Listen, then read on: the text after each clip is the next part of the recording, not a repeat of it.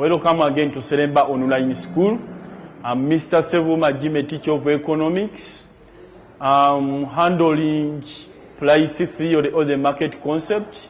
We are on demand, basically on a change in demand, and this time we are going to look at the factors leading to an increase in demand.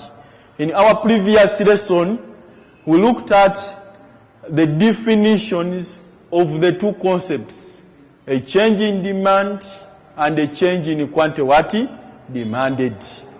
A change in demand, we saw it is either an increase or a decrease in the amount of the commodity bought due to changes in the factors affecting demand, keeping the price of the commodity constant.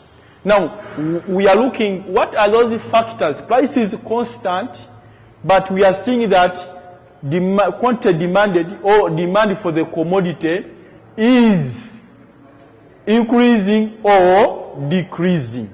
Therefore, in this particular lesson, we are going to look at those factors leading to an increase in demand. An increase in demand. And these are the factors that favor the demand for the commodity. Therefore, we are going to start with the very first one. Increase, I've numbered them for study purposes, but in exams you make a paragraph. Paragraph, put a comma and continue with the explanation. Now, a hint before I start explaining. A hint. Here, this is a biased question. Explain the factors leading to an increase in demand for the commodity. In demand for the commodity. The factors are going to be set in a biased way. For example, increase in the price of a substitute. And the explanation is one-sided. That is the second hint. The explanation is one-sided. With the other factors that I explained in the previous lesson, factors affecting or determining, we saw you present your answer in a neutral way, and when it comes to the explanations, you explain side by side. This time, we are not going to follow that, because even the examiner has shown a side that increase, not a decrease, but increase in what? Demand. The first one, increase in the price of a substitute. Before we continue, what are substitute goods?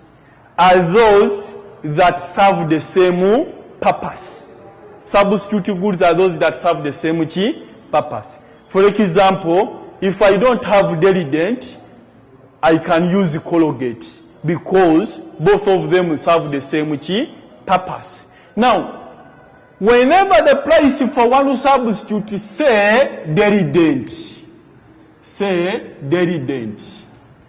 Now, if the one for Derident increase, demand for Derident is going to reduce. And that of Colgate, a substitute that serves the same purpose, is going to increase. Now, the one for Colgate is going to do what? To increase. Thus leading to an increase in demand for the commodity, because both of them serve the same purpose. They serve the same purpose. If one, the price has increased and this one has remained constant, automatically people are going to buy the one with whose price has reduced. Another one, a fall in the price of a complement. A fall in the price of a what? A complement. What are complementary goods? Complementary goods are those that are jointly demanded or used together. Are those that are either demanded or used what? Together. For example, a gun and a bullet. A gun and a what? They are jointly used together. If you have complementary goods, are those that are jointly demanded together. For example, a gun and a bullet. A gun without bullets, it is useless. And the bullets alone are also what? Useless. These two things must be put together so that they become meaningful to the user. Therefore, how does a fall in the price of a complement lead to an increase in demand for certain commodity? For example, when the price of a complement, for example, guns, the demand for the gun is going to increase, and that of what? Bullets. Because the two are jointly used what? Together. The demand for certain commodity like a gun, the moment you demand for a gun, automatically you will also need to demand for the increase now in demand for bullets will also do what? Increase. The moment you demand for one, you can't do away minus demanding for the other. Meaning that a fall in the price of a complement leads to an increase in demand for the other complementary good that are jointly used what? Together.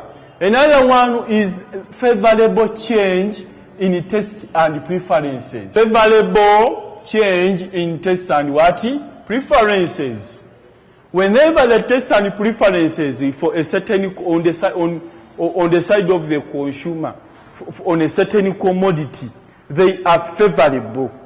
Demand for that particular commodity will increase because in the community where you are selling that commodity, it favors them. For example, I can give you two scenarios. Somebody has set up a pork joint in a Muslim community, and another one has set up a pork joint in a Christian community dominated by our friends the Catholics. Of the two, who is going to make more sales? The one who set up his pork joint in a Christian community, more so dominated by the Catholics, is going to make more sales. The demand is going to be high or to increase.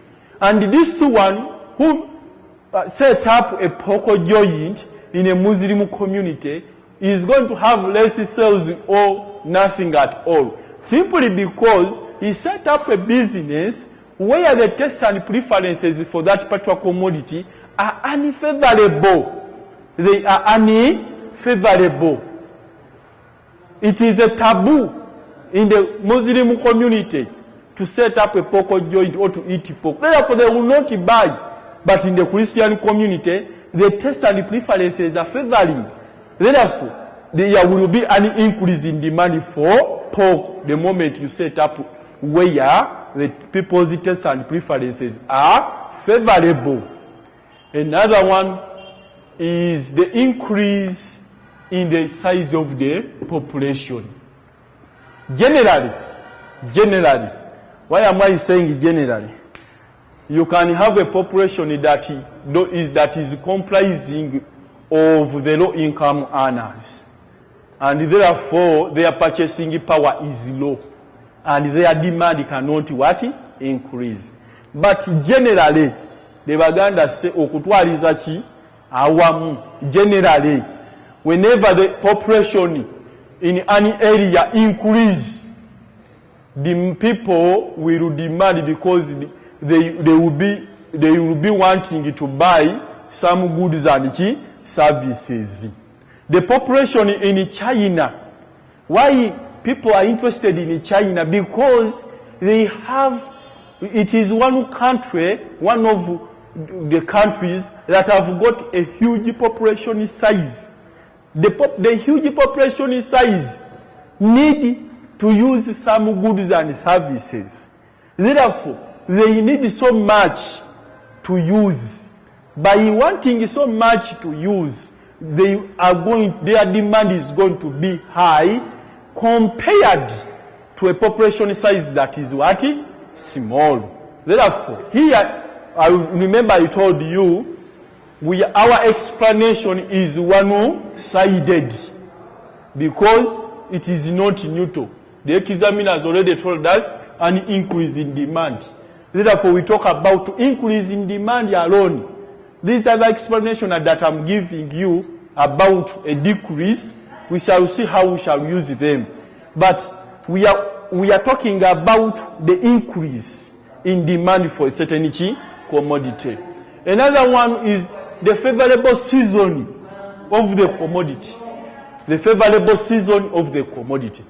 Some commodities have got seasonal demand. Some commodities have got seasonal demand. For example, during a rainy season, people will need to use umbrellas. Therefore, whenever it rains, the demand for umbrellas is going to increase because now the season has come for people to demand for umbrellas. Right now, as I'm speaking, people cannot demand for success cards because it is not time for exams. But you wait when examination period reaches. People will start demanding for success cards simply because it is a seasonal commodity which has got a seasonal demand. When it is its season, the demand will increase automatically. And when it is not its season, the demand will not increase. It will simply what?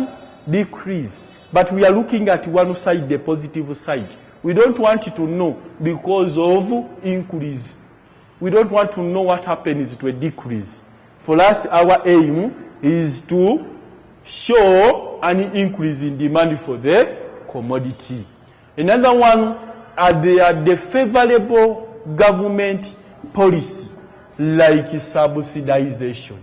A subsidy is any financial assistance rendered by the government to its farms or to its consumers to buy at reduced or produce at reduced costs or buy at reduced prices on the side of the consumers.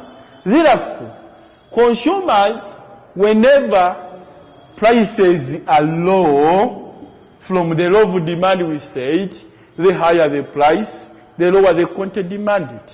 And the lower the price, the higher the demand for a commodity.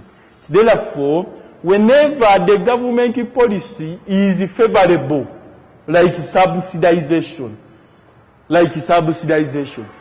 those, if it is a production unit, it is going to produce at less cost and end up selling at subsidized prices and consequently increasing demand for its commodities.